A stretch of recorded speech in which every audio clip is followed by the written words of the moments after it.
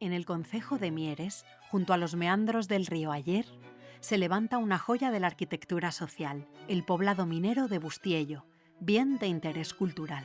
A finales del siglo XIX, el Marqués de Comillas impulsó un modelo de comunidad obrera basado en el paternalismo industrial. Su empresa, la Sociedad Hullera Española, necesitaba mano de obra fiel y estable, y Bustiello ofrecía a los mineros algo excepcional: viviendas dignas, escuela, hospital, economato, iglesia y espacios de ocio.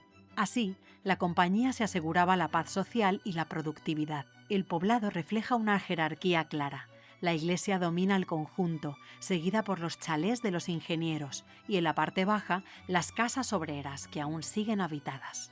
Recorre sus calles en una visita guiada que incluye el centro de interpretación, el interior de la iglesia del Sagrado Corazón y el monumento del Marqués de Comillas. Bustiello te abre las puertas a la historia. Ven a conocerlo.